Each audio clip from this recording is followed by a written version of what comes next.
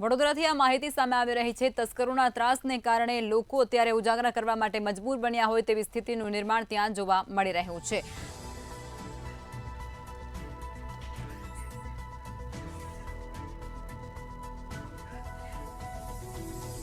લોકોમાં ચોર આવ્યા હોવાની અફવાને લઈ અને અત્યારે ભયનો માહોલ વડોદરાના ડભોઈની અંદર સર્જાઈ રહ્યો છે। રાત્રિના લોકો લાકડીઓ લઈ અને ઉજાગરા કરતા હોય તેવી સ્થિતિ ત્યાં જોવા મળી રહી છે। પોલીસે અફવાથી દૂર રહેવા માટે પણ લોકોને ખાસ પ્રકારે અપીલ પણ કરી છે।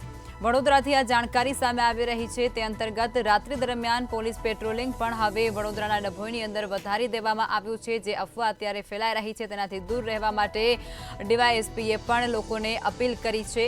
તેઓ પણ જણાવી રહ્યા છે લોકોમાં ચોર આવ્યા હોવાની અફવાને લઈ અને અત્યારે વડોદરાના ડભોઈની અંદર ભયનો માહોલ સર્જાઈ ચૂક્યો છે। રાત્રિમાં લોકો લાકડીઓ લઈ અને ઉજાગરા કરતા હોય તેવી સ્થિતિ ત્યાં જોવા મળી છે।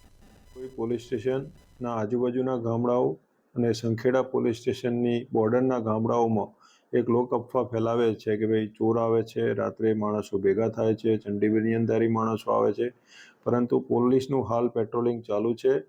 પોલીસ દ્વારા દરેક ગામડાઓ જે બોર્ડરના ગામડાઓ છે તેમાં અવારનવાર પેટ્રોલિંગ રાખવામાં આવે છે। ડભોઈ પોલીસ સ્ટેશનની આજુબાજુની સોસાયટીઓમાં પણ હોમગાર્ડ જીઆઈડીના પોઈન્ટ મૂકવામાં આવેલા છે। આવી કોઈ વાત ધ્યાને આવેલ નથી, એટલે સર્વ જનતાને અપીલ છે કે કોઈ આવી ખોટી અફવાઓ ફેલાવે નહીં।